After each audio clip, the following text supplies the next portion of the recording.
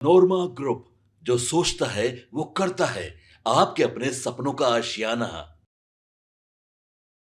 बिहार में चुनाव है। ऐसे में नेताओं के बीच बयानबाजी भी तेज हो गई है।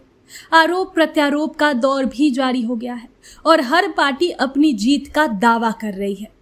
इसी बीच ये हुआ कि बाहुबली नेता और पूर्व सांसद आनंद मोहन ने एक बयान दिया जिससे राजनीति का पारा और चढ़ गया है।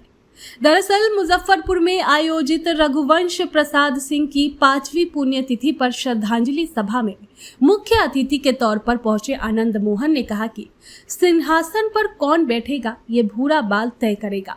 भूमिहार, राजपूत, ब्राह्मण और लाला ही राजनीति में निर्णायक भूमिका निभाएंगे।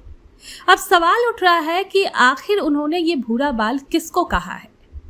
आपको बता दें कि स्पष्ट रूप से देखा जाए तो आनंद मोहन ने इस शब्द का प्रयोग उन नेताओं के लिए किया जिन्होंने कभी भूरा बाल खत्म करो का नारा दिया। आनंद मोहन ने इशारों में उन नेताओं पर हमला बोला जिन्होंने कभी भूरा बाल खत्म करो का नारा दिया था। उन्होंने कहा कि आज चाहे कोई चिराग पासवान से लड़ रहा हो, कोई जीतनराम मांझी, नीतीश कुमार या लालू प्रसाद से, लेकिन आखिरी फैसला भूरा बाल का ही होगा। उन्होंने इमरजेंसी का जिक्र करते हुए कहा कि जनता को कैद करने वाले और भूरा बाल मिटाने की बात करने वाले देश नहीं चला सकते।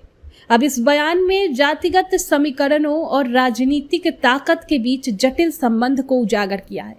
सभा के दौरान आनंद मोहन ने राजनीति में कट्टरवाद और बिखराव को खतरनाक बताते हुए कहा कि ये समाजवाद को कमजोर करता है। उन्होंने कहा कि कट्टर मुसलमानों ने बांग्लादेश में और कट्टर हिंदुओं ने नेपाल में समाजवाद को कमजोर किया। ये दुर्भाग्यपूर्ण है। उन्होंने गांधी की हत्या का जिक्र करते हुए गोडसे पर निशाना साधा और कहा कि आज सावरकर की प्रतिमा बनाई जा रही है जो चिंता का विषय है। पूर्व सांसद ने रघुवंश प्रसाद सिंह को याद करते हुए कहा कि वे समाजवादी विचारधारा के सच्चे नेता थे। उनकी ट्रेनिंग जाति और धर्म पर नहीं बल्कि समाज सेवा पर हुई थी। दुख की बात तो यह है कि वे समाज सेवा करते करते दुखी मन से इस दुनिया से चले गए। अब इस बयान का सबसे बड़ा प्रभाव बिहार की चुनावी राजनीति और सामाजिक मानसिकता पर होगा। पहले ये बयान जातिगत समीकरणों की राजनीति को उजागर करता है। भूमिहार, राजपूत और ब्राह्मण जैसे जातियों को निर्णायक बताते हुए आनंद मोहन ने यह संकेत दिया कि बिहार में चुनाव केवल जनसांख्यिकीय आंकड़ों से नहीं बल्कि जातिगत समीकरणों से भी प्रभावित होता है। दूसरा ये कि यह बयान राजनीतिक विवाद और बयानबाजी को और बढ़ा सकता है। विपक्षी दल इसे भेदभावपूर्ण और विवादित बयान के रूप में पेश कर सकते हैं। चुनावी माहौल इसे टकराव और गुस्सा पैदा करने वाला बयान के रूप में देखा जाएगा।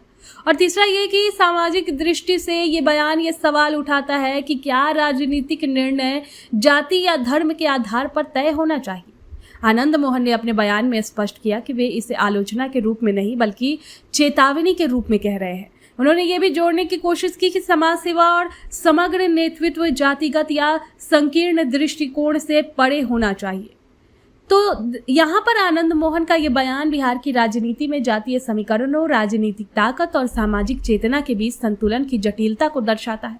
भूरा बाल शब्द केवल एक प्रतीक है, लेकिन इसके माध्यम से ये संदेश दिया जाता है कि राजनीतिक निर्णायक अक्सर ऐतिहासिक, सामाजिक और जातिगत संरचनाओं से प्रभावित होते हैं। ये बयान अगले चुनाव में चर्चा का बहस का विषय बनेगा और राजनीति के मैदान में रणनीति बनाने वाले नेताओं के लिए भी चेतावनी का काम करेगा।